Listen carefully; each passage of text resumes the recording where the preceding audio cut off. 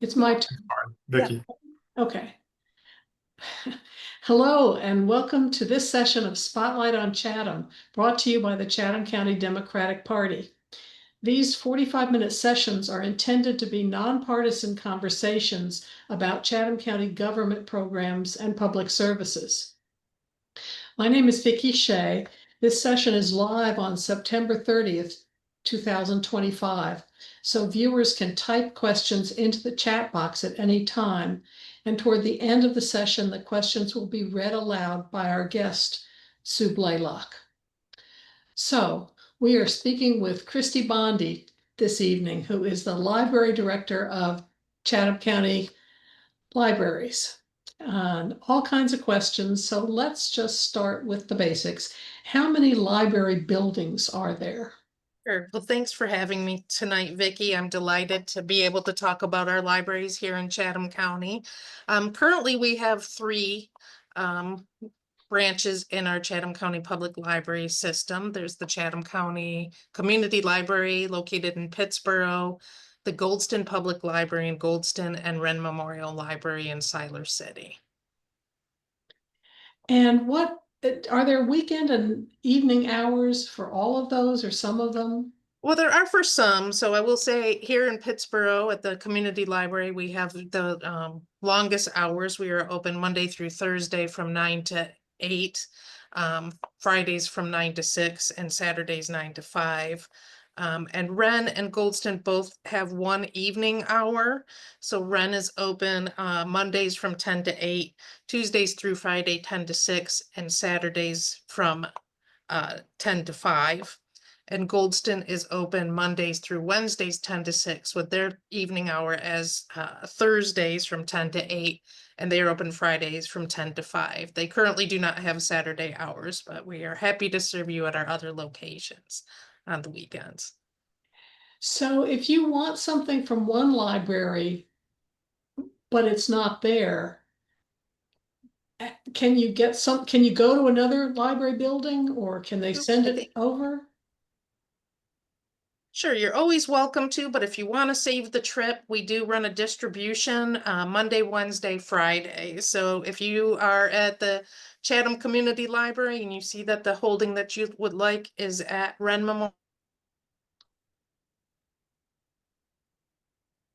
Memorial Library and you're here on a Tuesday at the location, so. Okay, great. And besides books, what do libraries these days have to offer to the public? Sure. So we are so much more than books these days. Let's start with our library materials that we do offer besides books. We have magazines, we have audiobooks, we still have music CDs, we have book club kits and DVDs, but we have other things that we're just starting. So we have a library of things collection that we will be launching, which are kind of a trend going across libraries now. And patrons will be able to check out items such as blood pressure cuffs, or maybe a puzzle or yoga mats. These are just a few things that we can name that they can do. But we also have seed libraries at all three locations. So seed libraries have vegetables, fruits, herbs, and flower seeds for individuals to come and check out and put in their gardens. We do the theory behind the seed gardens is that you will bring back your seeds to help us with sustainability of the seed library system. And we do have different programs that tell you how to take care of your gardens that master gardeners from the local extension office come and teach. And then we are the quintessential information hub. So we offer program guides, voter registration forms, newspapers, anything that you're looking for community-wise. We can help you locate. A lot of our organizations will come and bring us their information, and then we are just a distribution center for them. For instance, right now we do have, we work with the health department to give out COVID test.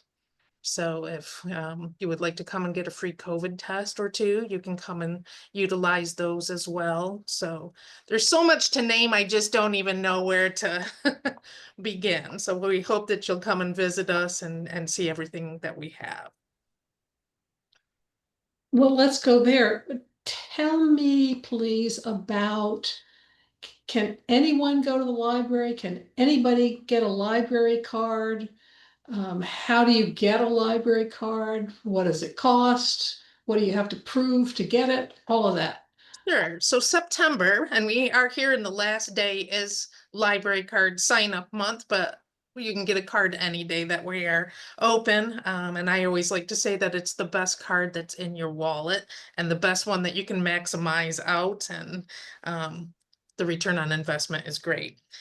So any resident of Chatham County and our neighboring counties that include Alamance, Durham, Harnett, Lee, Moore, Orange, Randolph, and Wake can get a library card.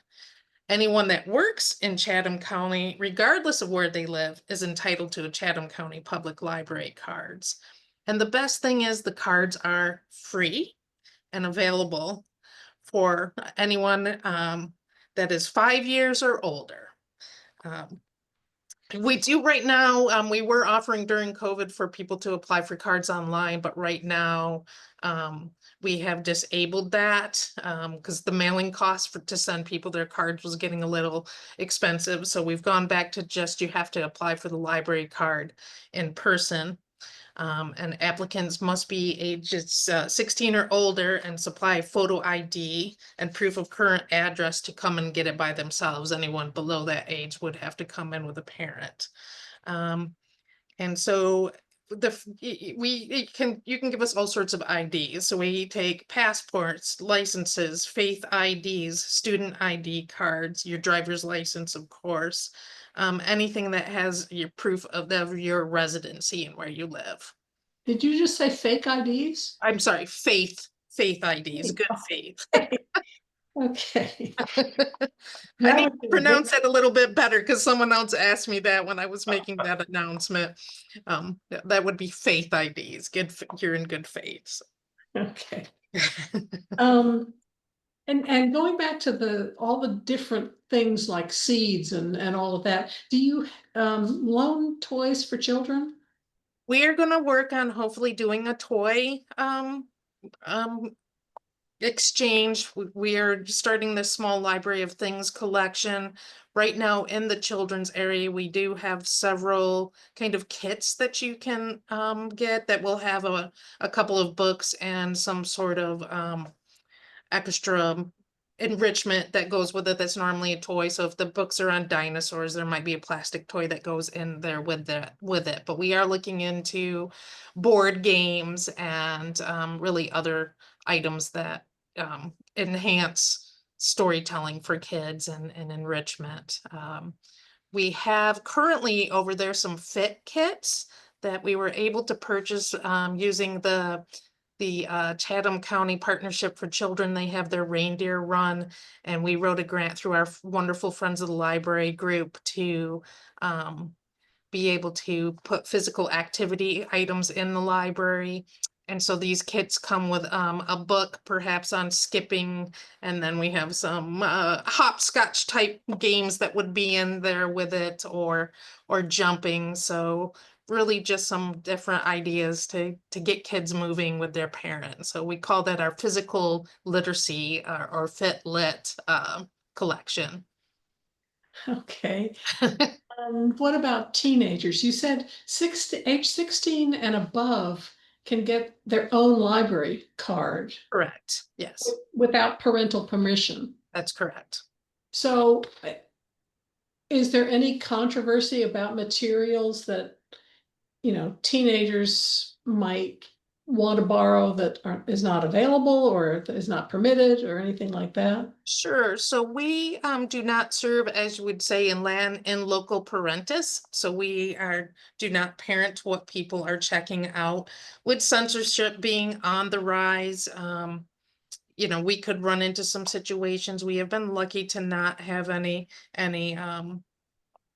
incidences that have happened, and it's really the parents'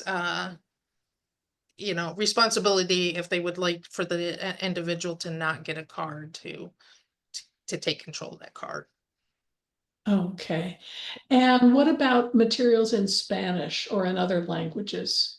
So we are building our Spanish and bilingual collections in all three locations, with Siler City having our largest collection, as that's where the largest Spanish speaking population is. But we are highly aware that as the urban sprawl comes from Wake County, that we will be looking to get items in different languages as well as Spanish. So I am working with different directors that I know and network with them to find out where they are getting books, say in Arabic or French or Vietnamese, so that we can provide those items. And on a side note, we will be looking into all of our wayfinding signs in the library. So, when your bathrooms say in English that this is a men's restroom or a ladies' restroom, we will also have other languages so that people find it easy to find what they are locating in the library. And of all these things that you offer and all the things you haven't even listed out, what's the most popular thing or the two most popular things that the library provides, library system? Sure. So I will say, and things have changed over the years. I've been doing this game for 24 years now. But I would say right now, the height of it is our ebooks and e-audios. People do like to be able to go online and use their Libby app and just download items. We have a lot of people who come into the library that are like, how do I get onto your Libby app? That's the first thing that they ask after they get their card. And ironically, I think this was driven from COVID. Our meeting room and study spaces have really become like a hot commodity. I remember when I started in 2001, we'd maybe have 6 or 7 people use our community room a month. And now we probably have 6 or 7 groups a day use our meeting rooms. So they are highly sought after, I think, as we become a hybrid society for people to utilize these spaces. So when you say the community room, in the Pittsburgh one, which is the one I know about, is that the large room with some kitchen stuff attached? So that's our Holmes family room. So that would be really our community room that is available for nonprofit agencies and other groups that would like to use it to utilize and meet. And it is equipped with an audio visual system and a kitchen, as you had mentioned. So it is used widely. I think one of the things is the best price is it's for free. Someone just needs to have a library card that is with the group. And they have to be finished by 8, right? Technically, we usually like people to be out about 7:45, 7:50, just so our staff can go back through and see if any housekeeping needs to be attended to. And what about the one in the Wren Library and the Goldston one? Do they also have a community room that's available? All three locations have a meeting room. Theirs are a little bit smaller in capacity, but they are equipped with the same audio visual equipment, and individuals can use it. I'm not sure what the capacity is in either of those, but I would say it's around 30 people maximum capacity there. We have a little bit larger of a room here, Right. hold the bigger meetings. And is it or is it not possible for a group to say we want every Wednesday 4 to 6 or every fourth Wednesday 4 to 6? Or is Right. it more one at a time? So we try to be more fair and equal and do one at a time and not have so much of it being a consecutive meeting space for folks. Now, of course, if there was a group that said for the next 2 months we would like to conduct, say, focus groups for a strategic plan, could we please book it? Then it's at the discretion of myself and the branch manager. Okay, so each branch has a manager and then you're above them. Yeah. Yes, in some sense. But what is your background in terms of library? Did you have to go to school for this? Yeah, so I do have a master's at library science that I got at North Carolina Central. I graduated from there in 2010, but I grew up pretty much at the skirt line of librarian. So my mother was a library aide. I helped her count all of the cards before we went to computer systems, probably starting at about 9 years old, and then just have worked my way up through. I did go to school for interdisciplinary arts for children and have a theater background. But I've always had my love for my library. So I started out as a children's librarian when I began my career in 2001. And it was a ball doing all of my storytelling and different programs with kids. And I still will sneak over to the kids section every once in a while to try to help out. But And you said that, I think you said that the community spaces are among the most popular things that you can offer, right? Or that people can use right now. yeah, I would say so. So today we had coffee with veterans. The Veterans Affair used our programming space. Our Friends of the Library just had a very successful Friends book sale, and they used it for that. Tonight we had teen time in there, so we had about 15 teens that were in playing board games and enjoying snacks and socializing. And I know there was a program somewhere in the middle of the day that there was a meeting that I'm not sure. It's just so hard to keep up with who is using that room. So the teen group had snacks. Are the snacks prepared or provided by the library system or by the parents or what?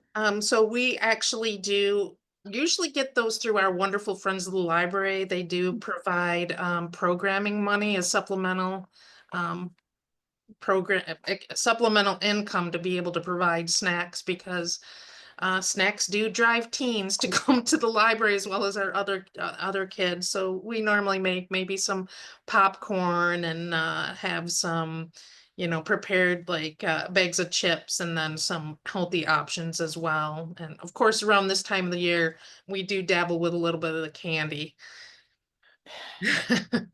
Right, right.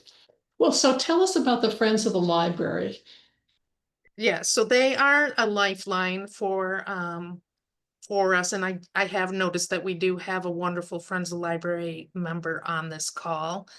And but we have three different groups. We have one here at the Chatham Community Library where I'm speaking to you from. And then the Wren Memorial Library has a Friends group as well as the Goldston. And each group supports their library system with small items that they need, such as snacks for teen time, as well as they really help to supplement our operational budget. I've been working on some of the numbers for National Friends of the Library Week, which is coming up October 19th through the 26th. And the Friends of the Chatham Community Library, just some numbers that I can tell you about them because I was working on theirs. They provided almost 1,000 books supplemental from what the county budget was able to provide for us, as well as looked like they had 15 adult programs, and I think we had about 35 children's programs last year, thanks to them helping to supplement our budget. So tell us about the budget. How much money do you get from the county? Generally, how much from the Friends of the Library, and then any other sources? Sure. So I'm going to say that the Friends, we'll start with the Friends since we are talking about the Friends. The Friends do provide probably collectively, all three groups, I'm going to say, would provide almost about $80,000 supplemental. That is huge for us to be able to do different programs. Um, the library's whole annual budget is $2.2 million. And so our main sources of funding for that are local county taxes, of course. And then in 1941, the North Carolina General Assembly appropriated money for public library service in North Carolina, which became our state aid legislation, or is known as aid to public library funds. So they fund around probably $150,000, and it's based on population. So the main bulk is going to be your local taxes, but then we also can apply for federal funding through what are called LISTA grants. So those are Library Service and Technology Act grants that started in 1999, I believe. And so last year I did write a grant that we were awarded for 3 story walks. So we do have one here at the main library, which a story walk. I'm sorry, a story walk? Yes, so we have a trail here in outside of the library, and there are little stations, and so you can walk along, and we have deconstructed books, so you read part of the book, and then you go to the next station and read part of the book. So I'm very big into the physical literacy, which I'm sure you all are gathering. Um, and we were able to, this one was put in by a generous donation to our friends at the library, but with the Lista grant, I was able to um, install one at the Northeast District Park with the help of the Parks and Recreation Department. There's one out at the Southwest District Park, and we will be installing 2 more, one in Siler City and one at the Goldston Park. So just trying to get some physical literacy and get people out enjoying the outdoors and enjoying their parks, but also getting a taste of the library as well. And this current year's project that I got through a Lista grant, now stay tuned because you guys are getting the juicy, juicy bit, is we were awarded $30,000 to put in remote locker kiosk. So the locations are to be determined, but you could put a book on hold at the Chatham Community Library and you could select your pickup site at the remote locker kiosk and go and get it when it is convenient for you. So maybe you have a crazy week ahead and you say, gosh, I'm not even going to be home until Sunday. You could go to that locker and pick up your holds. Almost like if you have Amazon packages, like they have lockers at different gas stations or what have you. So, Wow. This is certainly different from things in the past. And when you were describing that, a while ago, there were bookmobiles here that took books around to various places. And I remember there was a big controversy about that because the gas mileage was just terrible on these big bookmobiles, but people loved them. Do you see these various things as being a replacement for that, or are there still bookmobiles in any of the areas? but that's a very interesting question, Vicky. Um, just for what you said, a lot of counties are reluctant to have bookmobiles because of the maintenance costs, the insurance costs, the fuel. But there is a nostalgic feel for them that people love their bookmobiles. And I have written 2 list of grants to secure bookmobiles for 2 other library locations that I worked at. And in fact, I was just at the ribbon cutting up in Vance County when they unveiled their bookmobile. So depending on the county's direction and how long funding is last and how we can make this happen, I would love to see a bookmobile here, but I go at the direction of the county and how they would like. So small step first to reaching remote areas are these lockers when people can use them anywhere and anytime, 24/7. So for me, it's also exciting. I think I had mentioned that I started as a child, so that would have been, the early 80s, and to watch where things have gone. I remember in about 2002 speaking to my library director at that time and saying, do you think we should get this thing that's called Wi-Fi? Do you think people will use it? So libraries are ever evolving, and we got to go with the times. We got to go within our budget constraints as well. And we'll be getting ready to roll out a needs assessment survey sometime next month. So I guess stay tuned. I'd be happy to come back and tell you about the results and what we are going to do with them.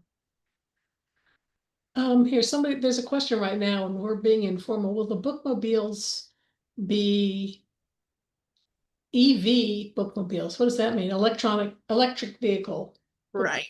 Okay. So there is some trends with that going, but they are very early stages. I don't know of any libraries that have been awarded these grants around us.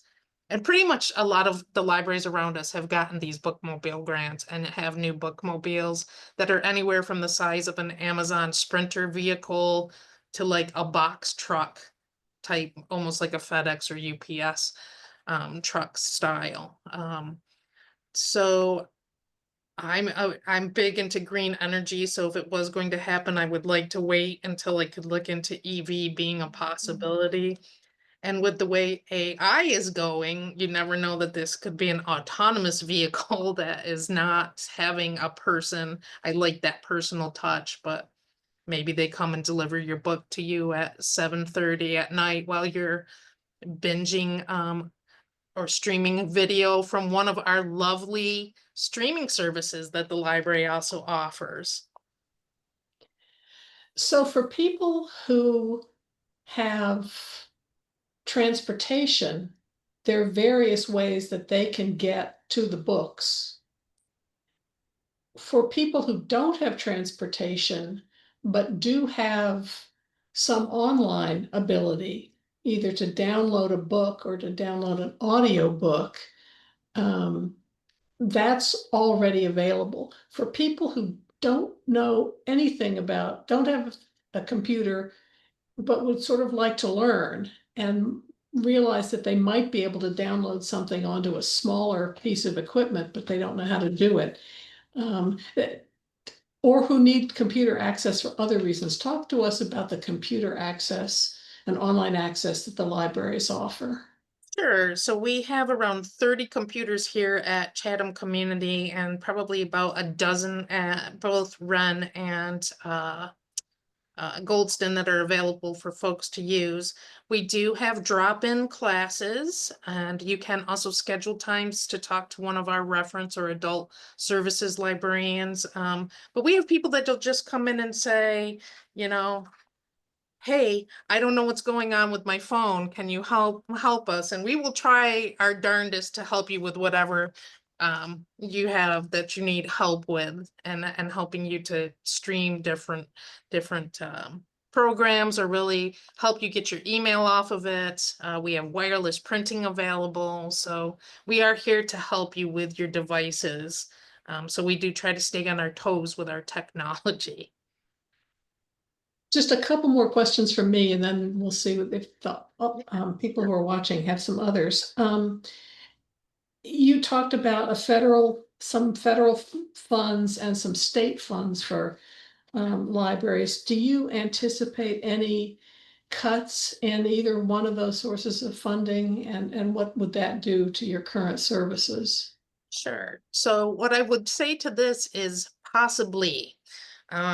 There are always discussions of cutting libraries, and there have been discussions around state cuts as well as cuts to the Institute of Museum and Library Services.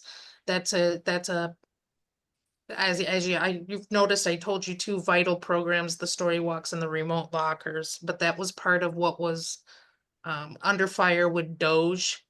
But there have been a lot of libraries that have gone to bat, a lot of advocacy groups that have gone to bat to keep the Institute of Museum and Library Services, which is 0.0003% of the federal funding, and we can do so much with it.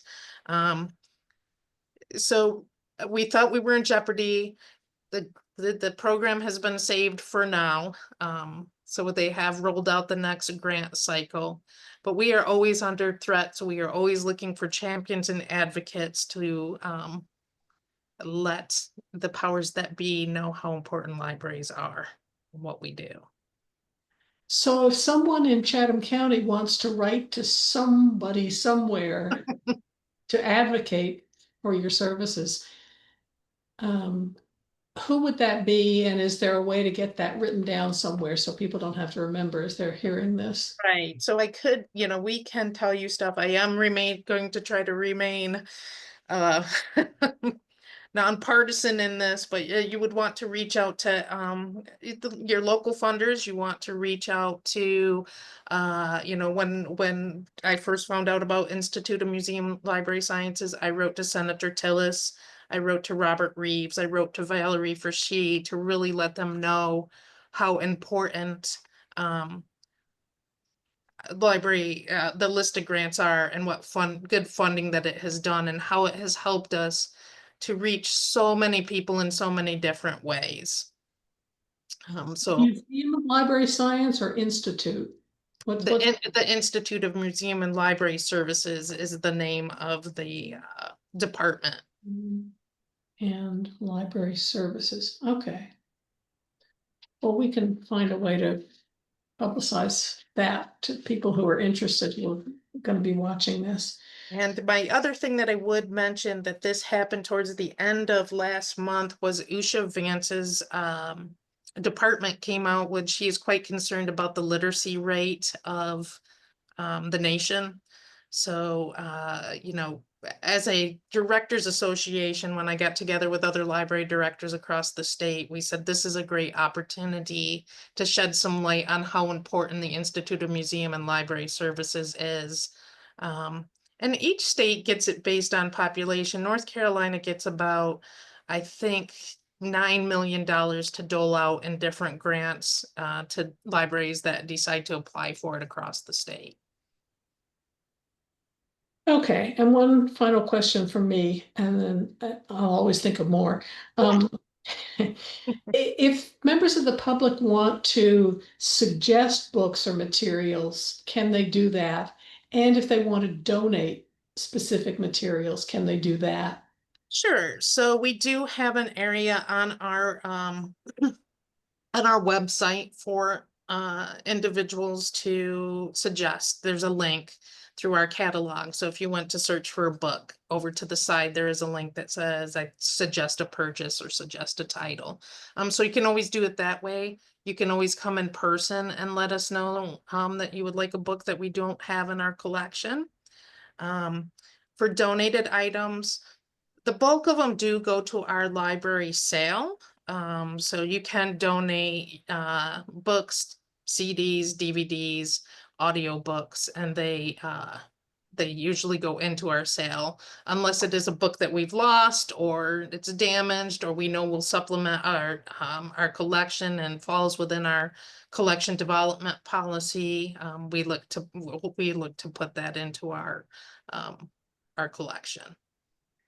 So there are controversial books out there now, but you have a procedure for, the directions that you want books, but other things that come in that you don't want for whatever reason, you can put them in the sale, Yes, the rental library sale. which we definitely, discussed how much revenue they generate for us between their memberships and their sales. Okay. Sue, what questions do you want to ask? Well, is a question here about volunteer opportunities. So I will say, stay tuned. When COVID happened, they apparently, and I wasn't here, shut down the volunteers coming in just because of safety. And we haven't really visited that program again, but I am looking to revamp and have volunteers to be able to come in and help in at the library in what capacities they would like, whether that's shelving or helping facilitate a children's program or an adult program. So we will be looking into restarting that program. We have teen volunteers now that help us change out the story walk, and we're looking to ask adults to do that as well. So I guess it's stay tuned, but if you really have a burning desire to come help us, join the Friends. They're always looking for help to help with their sales and help with other fundraisers that they have, or really just even man one of our community engagement booths, whether we're at Old Fashioned Days or the Pittsboro Street Fair, just helping us to get the word out about everything I've talked to you all about tonight. We're always looking for advocates and champions and folks that are willing to sit at a booth for an hour or two and help. Sounds good. And can you say again what the faith card is? Sure. So the faith IDs are distributed through usually the churches and the sheriff's department work to help people that have a hard time obtaining a real ID or an ID for whatever reason, whatever is marginalized for them or what is causing a barrier, they have these IDs. And there's more information on the Sheriff's Department's website about it than I probably can articulate. But if for whatever reason there is some sort of barrier, they can help to issue a faith ID to individuals who need one. Okay. And I have to ask, is that acceptable for voting? I think no, It's not a No. photo ID? there is it is a There's a specific list of photo IDs. Like your Costco card also has a photo, and that's not Right. acceptable either. Okay. I'm not sure, Sue, and that's the great thing about being a librarian. We're always learning. Yep, sounds good. That's all the questions in the chat. Okay. So what are all the different ways that people can find you and learn about the libraries? Sure. Well, we love in-person visits anytime. So we gave you those hours, and I can tell you again, we're open here at the Pittsboro location Monday through Thursday, 9 to 8, Fridays 9 to 6, and Saturdays 9 to 5. At Wren, we're open Monday 10 to 8, Tuesdays through Fridays 10 to 6, and Saturdays 9 to 5. And in Goldston, we're open Monday through Wednesday 10 to 6, Thursday 10 to 8, and Fridays 10 to 5. But we are also an online community and know that people would like to find us there and find out what we're all about. So you can always come and visit us at our website at chathamlibraries.org or follow us on our social media channels, our Facebook channel. We do have a Facebook and an Instagram account. And if you just can't get enough, we do also have on the website where you can subscribe to our newsletters and find out all the great things that are going on. And you have telephones in all of the libraries, right? We do, yes. So give us a call at any number that's listed on the website. I won't go through all three of them, but we still pick up the old-fashioned handheld phones. I have one question that's just silly, but I just wanted to ask it. And some people might be worried about this. What happens if you don't return a library book? If you just don't, if you lose it, if it's eaten by some person in the household? Sure. So I love that people worry about this so much more than we worry about it.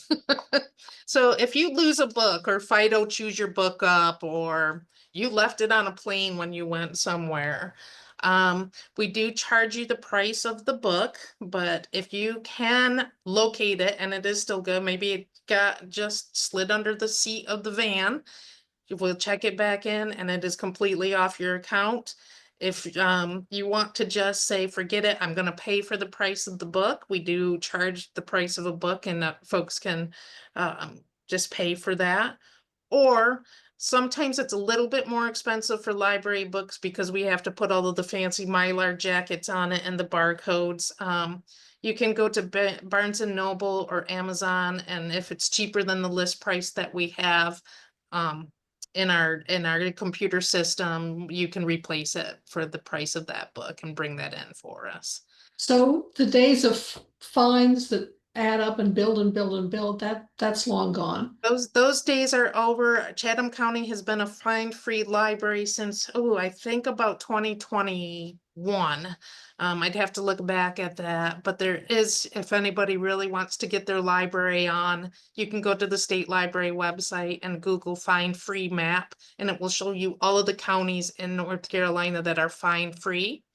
And there are some that are in yellow that are partial fine-free, meaning that they might waive children's fines, but leave adults on the hook. So I love that we're going to that. It's increasing access and reducing barriers for individuals. And we really don't want to be the bad guys or nickel and dime you for information access. We want everyone to come and enjoy the library. And finally, what's your favorite thing about working for Chatham County Libraries? What's my favorite thing? There is always something new and challenging every day, but also exciting. So, this year alone, we were able to come up with several new um, subscriptions, several new resources to provide. And I just love seeing the excitement or happiness from people when we let them know that we now have a Canopy subscription where you can stream 30,000 videos, or that we have Comics Plus for our comics lovers, where it's open checkout for comics. We have Connect Well, which is a health literacy hub that you can get recipes, or maybe Dr. Google is telling you something that is frightening. You can come to Connect Well and get proper information. So we are like Baskin Robbins. That's what I call us. We're like more than 31 flavors. There's so much to talk about that it's hard to let everybody know everything that we have. And it's exciting to be able to provide new services and have people that are happy customers. We have just started our outreach services again, which had kind of gone away. So we have an outreach coordinator who goes out to daycares, assisted living facilities, and homebound individuals. So we're always looking for people to help in any way that we can. This is just so exciting, and it also just seems so Chatham County. There are just these, unfortunately, in some cases hidden, but definitely jewels. And I hope that more and more people will just explore what's available to them through the Chatham County Library System, because it's just remarkable. And that's why we're so delighted when we have opportunities like this. And then we hope all of you will go out, because I can put everything on social media and in the newspaper and everywhere else, but usually word of mouth marketing is the best. So we hope you'll go out from something you learned tonight and let other folks know. Great. Well, we're done for tonight, unless there's something else you want to say. I'm all set. I did see that I think Susan put in the chat maybe about banned books. Banned Book Week is coming up, and we celebrate everybody's right to read whatever is important to them. And we try to provide diverse perspectives that everyone can learn something new from. Once again, it's everything quintessential Chatham County. So, Okay. Thank well, you for your time tonight. thank you so much. I enjoyed it. Please stop by and say hello. Thank you. Thank you. Thank you. Good night. Good night. All right.